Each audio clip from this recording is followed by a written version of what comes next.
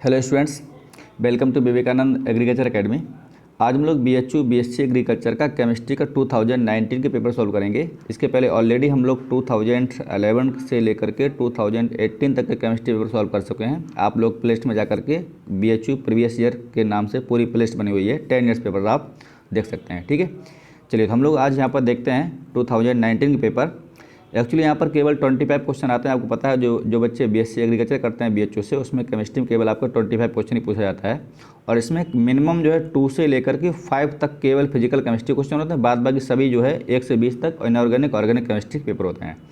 यहाँ पर जो इनऑर्गेनिक ऑर्गेनिक जो केमिस्ट्री का क्वेश्चन पूछा जाता है, तो आप लोग केवल एग्जाम के टाइम पर उसी पर ज़्यादा फोकस करें, क्योंकि वहाँ से क्वेश्चन सॉलिड होते हैं और बिल्कुल टाइम टेकन ज़्यादा लेते नहीं है, तो वहाँ पर कम समय में हम क्वेश्चन को सॉल्व कर सकते हैं। ठीक, फिजिकल में थोड़ा सा टाइम टेकन पेपर होता है, हमें क्वेश्चन 2 घंटे में काफ़ी करने होंगे, तो इसलिए आप केवल रिवीजन तौर पर जो है इनऑर्गेनिक ऑर्गेनिक पर फोकस करें, तो हमारा सिलेक्शन जो है आसानी से हो सकता है। ठीक है, हम लोग क्वेश्चन नंबर देखते हैं यहाँ पर 1 के बारे में। The adsorption of chemical species from solution on A solid surface. जब किसी विलयन से कुछ स्पीशीज का जो एडजॉर्प्शन होता है सॉलिड किसी ठोस की सतह पर, तो उसे नाम दिया जाता है लैंगमुइर आइसोथर्म। ठीक है, लैंगमुइर इक्वेशन से बोला जाता है। ठीक है, लैंगमुइर इक्वेशन। चलिए क्वेश्चन नंबर देखते हैं हम लोग। ये क्वेश्चन आपका सरफेस केमिस्ट्री से है। चलिए क्वेश्चन नंबर देखते हैं सेकंड क्वेश्चन जो है आपका। ठीक है, ये भी सरफेस केमिस्ट्री से ही है आपका। On adding few drop of dilute easier freshly precipitate ferric hydroxide A red colour colloidal solution is obtain. तो इसको हम लोग बोलते हैं पेप्टाइजेशन। ठीक है, पेप्टिकल उसको बोलते हैं। अगला क्वेश्चन यहीं पर है 28 नंबर। ये सभी थ्योरी क्वेश्चन है। ठीक है, ये क्वेश्चन हमारा है यहाँ पर कह रहा है which of the following pairs correctly matches. इसमें सही मैच क्या करता है। एनर्जी ऑफ एक्टिवेशन ब्रॉन्स्टेट ने एसिड बेस थ्योरी दी थी, ये गलत है। यहाँ पर ट्रांसपोर्ट नंबर हेट ऑफ, ये क्वेश्चन यहाँ पर सही ऑप्शन। ठीक है, बाद बाकी ये आरएनएस इक्वेशन होती है, डायपोलमेंट नहीं होती है। ठीक है, डिस्ट्रीब्यूशन लॉ टेंडल नहीं दिया था, ये अलग चीज़ है, तो यहाँ पर हमारा ऑप्शन जो है बी सही है। ठीक, क्वेश्चन नंबर 29। ये क्वेश्चन काफ़ी अच्छा है, इसमें ट्रिक बताते हैं आपको, और अदर क्वेश्चन अगर आते हैं तो उसको सॉल्व हो जाएंगे। देखिए एक्चुअली क्या है, ये कह रहा है किसी concentration of reactant is double. ठीक है, rate of reaction become 4 time. तो आप क्या करिएगा, एक तरफ लिख लें कंसनट्रेशन, ठीक है, यानी सांद्रता, और यहाँ पर क्या लिख लो, रेट लिख लो। इसकी बहुत सी ट्रिक है। ठीक है, अब यहाँ पर कोई वैल्यू मान लो x है और यहाँ पर कोई लिख लो पावर। ये फार्मूला है, मतलब कंसंट्रेशन की x पावर और रेट, यहाँ रेट लिखा है यानी दर की जो है पावर कोई घात है। अब ये कह रहा है कि कंसंट्रेशन डबल करने पर इसकी 4 गुनी हो गई। ठीक है, तो क्या करेंगे, 2 की पावर 2, तो जो हम पावर यहाँ पर लगाएंगे हमारा वही आंसर होता है। कुछ समझ आया, मतलब सांद्रता की पावर x। अब वो ये कह रहा है कि यहाँ पर कंसंट्रेशन डबल करने पर, अब मान लो बोल सकता था कि कंसंट्रेशन इसकी डबल करने पर रेट डबल हो जाती है, तो यहाँ पर ये भी डबल हो जाता है इसकी, तो क्या करते हैं 2 की पावर 1, तो इसका आंसर हो जाता है आंसर 1। ठीक, अब यहाँ पर कह रहा है कि रेट इसका जो है वो 4 गुना है, तो यहाँ कहेंगे 2 की पावर 2, तो हमारा आंसर हो जाएगा 2। इसमें आंसर हमारा 2 सही है। हो सकता है वो कहता है यहाँ पर इसका डबल करने पर ये कितना हो जाता है, 3 गुना हो जाता है, मतलब तो यहाँ से क्या करते हैं 2 की पावर 3 करेंगे, तो ये कितना हो जाता है 8, तो यहाँ पर आंसर हो जाता है मतलब ये, मतलब जितनी यहाँ पर पावर होगी वही हमारा आंसर होगा। तो इस कंडीशन में इसको देखेंगे अगर, तो हमारा आंसर यहाँ पर क्या हो जाएगा, 2 हो जाएगा। ठीक, याद रखिएगा सांद्रता की पावर यहाँ पर, और डबल करने पर जितना आंसर रेट का करेगा वो पावर आपकी कहलाएगी आंसर। ठीक, ये बहुत सी ट्रिक है इसमें। चलिए क्वेश्चन नंबर, ये थोड़े से काफ़ी न्यूमेरिकल सोल्यूशन है, और ये यहाँ पर ये थोड़े से क्वेश्चन थोड़े टफ भी थे एग्रीकल्चर वाले बच्चों के लिए। फिर हम लोग उसको देखते हैं।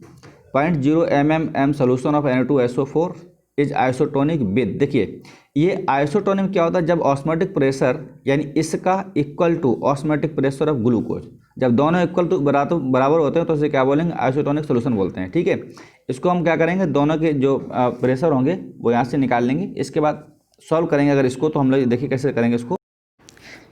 क्या करते हैं इस इक्वेशन के लिए हम लोग निकालेंगे दोनों को ऑस्मोटिक प्रेशर बराबर, तो यहाँ पर निकालेंगे हम लोग पाई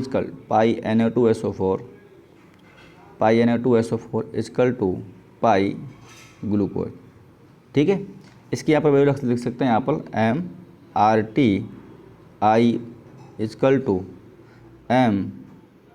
MRTI2। ठीक है, RT यहाँ पर R कांस्टेंट होता है, R हम लोग इसको काट सकते हैं। अब चूँकि यहाँ पर आपका टेम्परेचर कांस्टेंट है, ठीक है, टेम्परेचर सेम होगा। ठीक है, यहाँ पर टेम्परेचर आपका सेम होगा, इसको हटा देंगे, तो यहाँ पर हमारा जो फाइनल ये निकल करके आएगा वो हम लिख सकते हैं यहाँ पर M1 I1 equal to M2I2। ठीक है, अब इसकी वैल्यू उठा कर रखो तो यहाँ पर ये मोलरिटी दे रखी है आपको, M की वैल्यू यहाँ ये दे रखी है, देखिएगा इसको रख देंगे और यहाँ पर M2 जो है इसकी वैल्यू रख देंगे यहाँ पर। ठीक है, तो हमारा कुल मिलाकर यहाँ पर आ जाएगा 0.004 I1 इक्वल टू 0.01 I2। ठीक है, अब I2 ग्लूकोज का है तो ये कैसा है, नॉन पोलर, तो इसकी वैल्यू हो जाएगी यहाँ पर 1। ठीक, इसको कैलकुलेट करने के बाद क्या करेंगे हम लोग, I1 यहाँ से निकालेंगे तो I1 जो वैल्यू आ जाएगी, I1 इक्वल टू आ जाएगा 2.5 आ जाएगा हमारा। ठीक है, I1 2.5। अब यहाँ फाइनल निकाल सकते हैं I equal to 1 + 2 alpha, I equal to 1 + 2 alpha. इसको सॉल्व करेंगे। ठीक है, तो यहाँ पर अल्फ़ा वैल्यू रख देंगे तो कुल मिलाकर हमारा जो फाइनल आंसर आ जाएगा, यहाँ पर जो मैच आंसर करेगा वो 75% मैच करेगा। ठीक है, ये सोल्यूशन का है, आप लोग यहाँ इसको सॉल्व कर सकते हैं। चलिए, ये तो क्वेश्चन काफ़ी बड़ा है, वास्तव में इसके कई मेथड इसको सॉल्व करने के। ठीक है, यहाँ पर वो सॉल्यूशन इतना हो नहीं पाएगा। एक्चुअली क्या है, इसमें आपको एक इक्वेशन का डेल्टा G निकालना है, दूसरे डेल्टा G2 निकालना है, फिर इसके बाद में डेल्टा G3 निकालना होगा।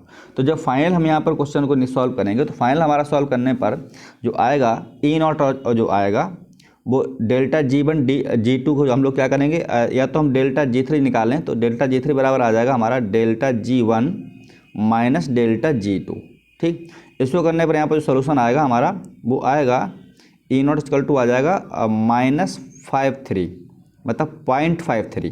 ठीक है, इसके बाद यहाँ पर निकालें हम लोग ई सेल, तो ई सेल इसका होता है कैथोड माइनस एनोड। तो कैथोड पर जो हमारा आया आंसर यहाँ पर आपका 0.53 माइनस 0.15। इसको सॉल्व करेंगे तो यहाँ पर आपका आ जाएगा माइनस का 0.38 आ जाएगा।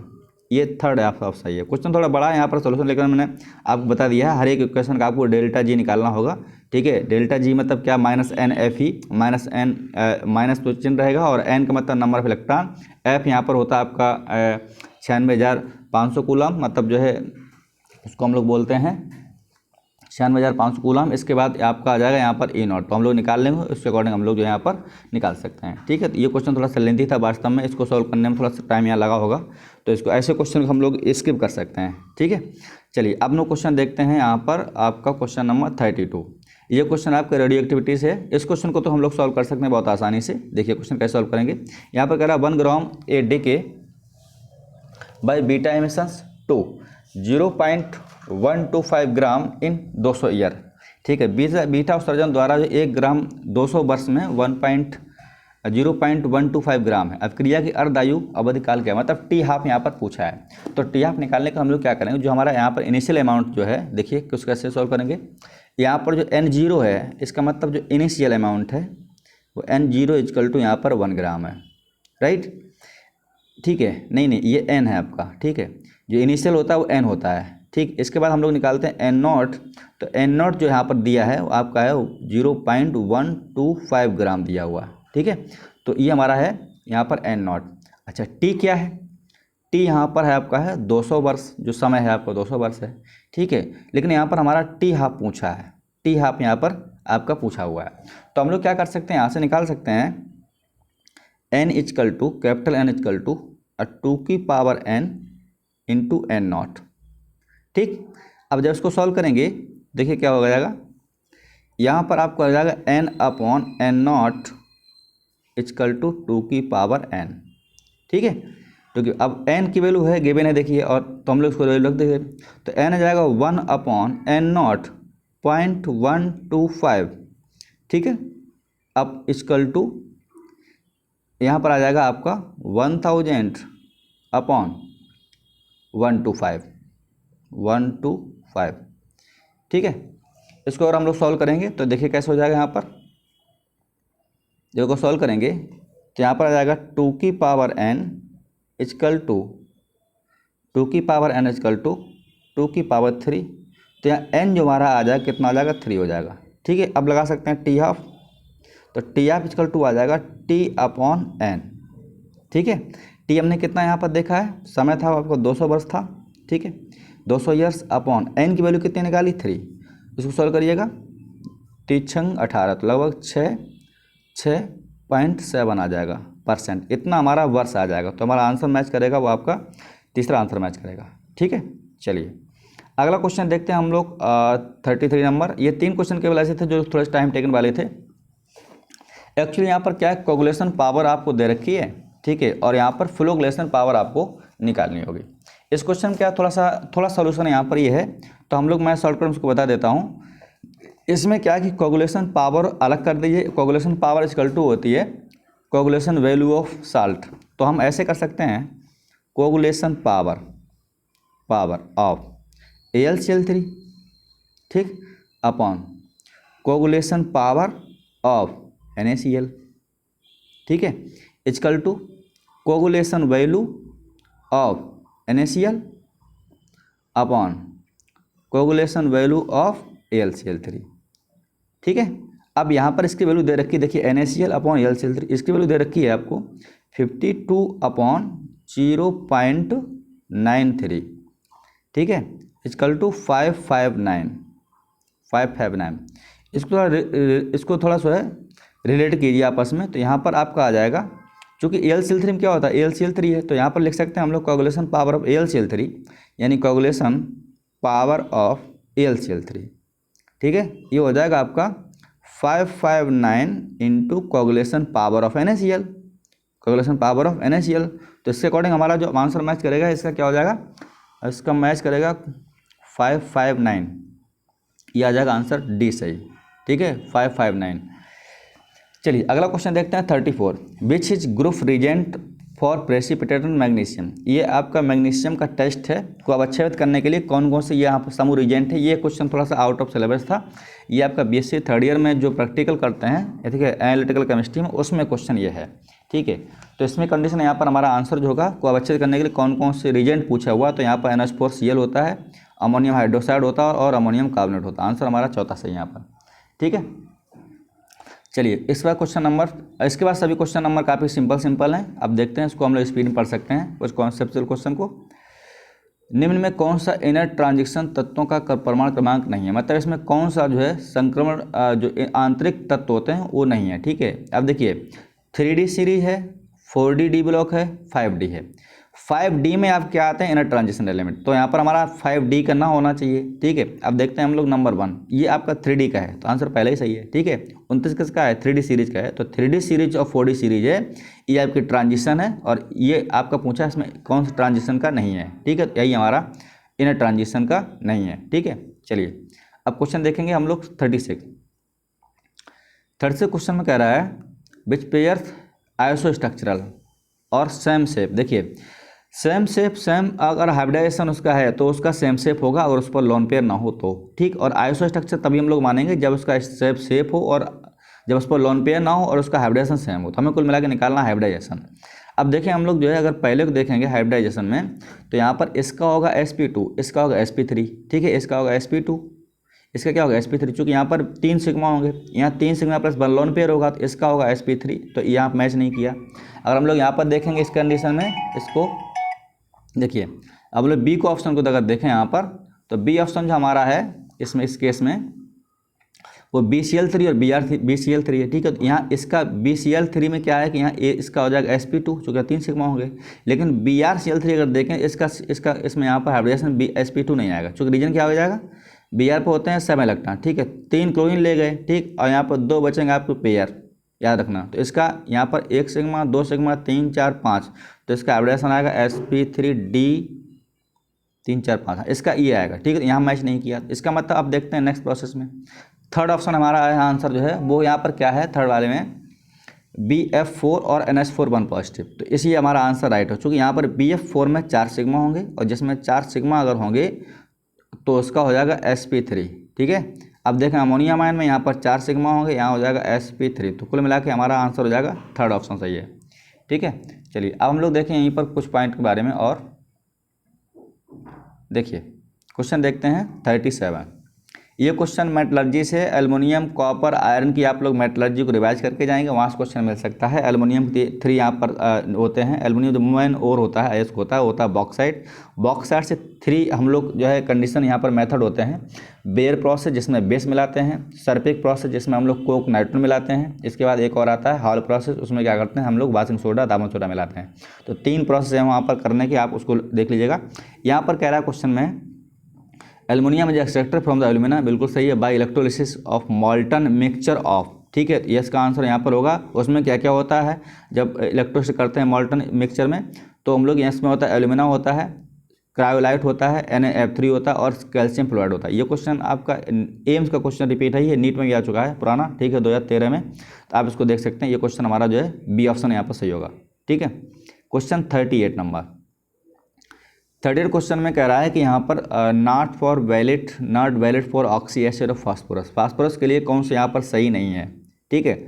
अब देखिएगा first option, all oxy acid content tetrahedral 4 coordination sphere phosphorus, हो सकता है। इसमें एक्चुअली आंसर कह रहा है कौन सही नहीं है, तो हम लोग देख सकते हैं इसमें आंसर हमारा चौथा सही है। जो रीजन क्या है, हाइपोफास्फोरस जो एसिड होता है ये कह रहा है डाइप्रोटिक एसिड है, इसका फॉर्मूला होता है H3PO2, ये होता है मोनोफास्फिक, ठीक है, ये एक होता है, लेकिन यहाँ पर आपको गलत दे रखा है, तो ये ऑप्शन हमारा सही हो जाएगा। वो कह रहा है कौन सा यहाँ पर गलत है, तो ये ऑप्शन हमारा, बाद बाकी सभी ऑप्शन यहाँ पर सही लिखे हुए हैं। क्वेश्चन 39 क्वेश्चन में अगर हम लोग देखेंगे यहाँ पर ऑप्शन को, pair species of same bond order का जो है ये क्वेश्चन पूछा जाता है यहाँ पर कि बॉन्ड ऑर्डर यहाँ पर सेम किसका होगा, ठीक है। तो आप क्या करिए यहाँ पर इलेक्ट्रॉन को निकाल लीजिएगा, तो बॉन्ड ऑर्डर पता चल जाएगा। अब देखते हैं हम लोग ऑप्शन नंबर 1। ऑप्शन नंबर 1 में देखेंगे तो N2 बॉन्ड ऑर्डर 3 होता है, O2 बॉन्ड ऑर्डर 2 होता है, ठीक, ये हमारा आंसर नहीं होगा, ठीक है।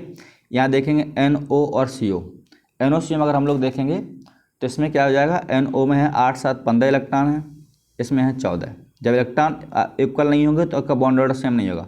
हम लोग ऑप्शन देखेंगे बी नंबर, यहाँ पर बी ऑप्शन ही हमारा सही आंसर होगा, ठीक है। O2 2 माइनस है, इसके बाद हम लोग बात करेंगे इसी में, ठीक है, O2 2 माइनस है, इसके बाद में आपका B2 है, ठीक है। ये वाला यहाँ पर आंसर मैच करेगा, तीसरा वाला हमारा आंसर जो है वो सही होगा। मैं इसका एक आपको तरीका बता देता हूँ बॉन्ड ऑर्डर का। एक्चुअली क्या होता है बॉन्ड ऑर्डर, इसमें इस केस में, एक मिनट, तो इस केस से हम लोग क्या करते हैं, नंबर ऑफ बॉन्ड देखते हैं बिटवीन 2 एटम, बीच में कितने बॉन्ड है, ठीक है, तो वही इसका होता है बॉन्ड ऑर्डर, ठीक है। तो आप बॉन्ड ऑर्डर वीडियो देखना, तो केमिकल बॉन्डिंग में जाकर के आप देख सकते हैं कि वहाँ पर कैसे बॉन्ड ऑर्डर हम लोग निकालते हैं, ठीक है। चलिए, तो अब लोग क्वेश्चन आंसर देखेंगे इसी कड़ी में आगे। 40 नंबर, जो 40 नंबर ये क्वेश्चन काफ़ी अच्छा है, ये ऐसा क्वेश्चन एक पूछा जाएगा, ठीक है। यहाँ पर क्या साइज दे रखा है, जिसका नेगेटिव साइज जितना ज़्यादा होता है, नेगेटिव चार्ज उसका जो है यहाँ पर रेडियस उतनी ज़्यादा होती है। पॉजिटिव पर जितना पॉजिटिव चार्ज उसकी रेडियस उतनी कम होगी, याद रखना। तो हम इसका ऑर्डर अगर बनाएंगे तो इसका ऑर्डर हो जाएगा आपका C4, ठीक है, ऑर्डर। इसके बाद 3 नेगेटिव आ जाएगा तो आ जाएगा 9 3, इसके बाद आ जाएगा 2 माइनस, इसके बाद आ जाएगा आपका F1 नेगेटिव। जिस पर नेगेटिव चार्ज जितना ज़्यादा होता है उसकी रेडियस उतनी ज़्यादा होती है। यहाँ पर पूछा है मिनिमम कितना होगा, आंसर हमारा तीसरा सही होगा, ठीक। अगर इसी केस में ऐसे होता कुछ यहाँ पर और लोग दिए रहते हैं Na1 तो इसका ज़्यादा होता है, फिर यहाँ पर अगर Mg2 पॉजिटिव इसका ये होता है, यहाँ पर दिया रहता है Al3 पॉजिटिव, आपको हो जाएगा यहाँ पर ये वाला। चूँकि जिसका पॉजिटिव जितना ज़्यादा होता है वहाँ पर उतने ही उसमें प्रोटॉन नंबर कम होंगे, अट्रैक्शन पावर ज़्यादा होगी, वहाँ अट्रैक्शन जब ज़्यादा होगी रेडियस की कम हो जाएगी, ठीक है, ये इसकी वजह होती है। तो हमारा यहाँ पर आंसर हो जाएगा वो 1 नेगेटिव वाला सही होगा। क्वेश्चन देखते हैं 41 क्वेश्चन में कह रहा है कि in modern periodic table period indicate the value of, period number जो निकालते हैं वो किस पर डिपेंड करता है, एन पर। तो एन क्या होता है, प्रिंसिपल क्वांटम नंबर, ठीक है। तो इससे निकालते हैं हम लोग पीरियड नंबर, तो एन का मान यहाँ पर आंसर हो जाएगा तीसरा सही। क्वेश्चन नंबर देखेंगे 42 क्वेश्चन अगर देखिए क्वेश्चन में बात करें हम लोग 42 के बारे में, ठीक है। तो 42 क्वेश्चन जो है हमारा ये टेस्ट ऑफ नाइट्रेट है। यहाँ पर पूछा है among the following represent correct chemical formula brown ring form during the qualitative test of nitrate, ठीक है। वो इसमें क्या होता है, जो दौरान भूरे रंग का छल्ला बनता है उसका हम लोग फार्मूला क्या हो, तो उसको हम लोग बोलते हैं पेंटा एक्वा, ठीक है, पेंटा एक्वा, और आपका नाइट्रोसिल आयरन 3 सल्फेट। आंसर होगा हमारा तीसरा सही, ठीक है। चलिए क्वेश्चन नंबर हम लोग बात करेंगे 43। इस क्वेश्चन में क्या है कि ज़्यादा अम्लीय कौन है, मोस्ट एसिडिक, ठीक है। तो देखिएगा मोस्ट एसिडिक क्या होता है, जो नाइट्रो ग्रुप होते हैं या फिर जो हाइड्रोजन होते हैं, ठीक है, तो जिसमें जुड़े होते हैं नाइट्रो ग्रुप वो क्या होता है, मोर एसिडिक। हम लोग बात करें फिनॉल की तो फिनॉल एसिडिक होता है, ठीक। लेकिन यहाँ पर आपका पैरानाइट्रोफिनॉल, जिसमें इसमें नाइट्रो में पैरानाइट्रो लगा हुआ, तो कहीं ना कहीं ये ज़्यादा होगा। एनिसॉल रेसर्सिनॉल क्या होते हैं, इसमें आपका जो ये टॉलुइन के जो होते हैं इसमें OH लगा रहता है, ठीक है, OH और आपका यहाँ पर CH3। तो ये आपके एनिसॉल रेसर्सिनॉल इसमें मैथिल ग्रुप हैं CH3, तो मैथिल ग्रुप एसिडिक बिहेवियर नहीं करते हैं। तो आंसर हमारा यहाँ हो जाएगा बी सही, ठीक है, बी ऑप्शन। अगला यहाँ पर है हमारा पार्ट इसी में, एथाइल अल्कोहल इन ऑक्सीडेशन, पहले देता है एल्डिहाइड, बाद में देता है कार्बोक्सिलिक एसिड। तो हमारा आंसर हो जाएगा एस्टल्डिहाइड, ठीक है। एथिल करेंगे तो क्या आ जाएगा यहाँ पर एस्टल्डिहाइड, ठीक है। अगर यहाँ ना होता एस्टल्डिहाइड, यहाँ पर कहीं होता आपका एस्टिक एसिड, तो हमारा आंसर हो जाता यहाँ पर क्या, एस्टिक एसिड। क्वेश्चन 45 देखेंगे। 45 क्वेश्चन नंबर में है इलेक्ट्रोफाइल क्या है, ठीक है। देखिए इलेक्ट्रोफाइल, जितने ही पॉजिटिव चार्ज वाले होते हैं वो सब इलेक्ट्रोफाइल होते हैं, जिनके पास इलेक्ट्रॉन कमी होती है। तो हमारा यहाँ पर NO2 1 पॉजिटिव अगर लिखा हुआ है, ये NO2 1 पॉजिटिव, तो राइट आंसर हमारा पहला से हो जाएगा। ये H2O है, लुईस बेस है, NH2 माइनस है, ये लुईस बेस है, NO2 माइनस है, ये लुईस बेस, ठीक है। यहाँ पर उल्टा लिखा गया है, बाद बाकी तीनों हमारे न्यूक्लियोफाइल हैं ये, ठीक है। ये हमारा इलेक्ट्रोफाइल है। क्वेश्चन देखेंगे 46, किसमें कार्बोक्सिलिक एसिड नहीं है, ठीक है। ये देखिए बड़ा कॉमन क्वेश्चन बिल्कुल होते हैं, विच ऑफ द फॉलोइंग किसमें कार्बोक्सिलिक ग्रुप नहीं है। तो देखेंगे पिक्रिक एसिड। पिक्रिक एसिड में क्या होता है, पिक्रिक एसिड क्या होता है, ये फिनॉल होता है, और फिनॉल में ये OH है, और यहाँ पर 3 NO2 होते हैं 3 जगह, तो तीनों जगह होंगे हमारे NO2। तो इस कंडीशन में आप देखेंगे इसमें कोई भी आपका कार्बोक्सिलिक एसिड नहीं है, ठीक है। तो आंसर हमारा पहले ही सही है।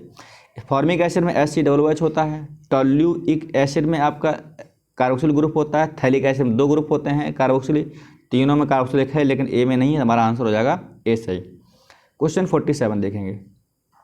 Lactic acid is a molecule which is so, lactic acid जो होता है इसमें एक्चुअली फार्मूला से क्या होता है बता देता हूँ आपको, ठीक है। ये कई बार पूछा कि बेचू में, यहाँ पर होता है OH और ये होता है COOH, ये लैक्टिक एसिड है। अब आप देखें इस वाले कार्बन पर चारों वैलेंसी डिफरेंट है, मैथिल ग्रुप OH और ये H इधर COOH, तो इसको हम बोलते हैं कायल कार्बन। जिसमें कायल कार्बन होगा वो 100% ऑप्टिकल आइसोमर शो करता, आंसर यहाँ पर तीसरा सही होगा, ठीक है। Question number, methanol is known as, methanol क्या बोलते हैं, उसको बोलते हैं वुड स्प्रिट बोलते हैं, वुड नेफ्था बोलते हैं, ठीक है। और तो यहाँ पर आंसर हो जाएगा हमारा वुड अल्कोहल, कास्ट अल्कोहल बोलते हैं, ठीक है। चूँकि इसको लकड़ी के भंजक आसमान द्वारा प्राप्त किया जाता है, by it is prepared by the destructions of cast लकड़ी, तो इसको हम लोग बोलते हैं कास्ट अल्कोहल। क्वेश्चन 49 काफ़ी अच्छा है, ऐसे क्वेश्चन रिपीट हो सकते हैं। यहाँ पर 2-3 क्वेश्चन आप याद कर लें, एक क्वेश्चन यहाँ से आ सकता है 49 क्वेश्चन से। एमीन की जो बेसिक करैक्टर होता है बता दूं, aliphatic amine are more basic than aromatic, पहली कंडीशन, ठीक।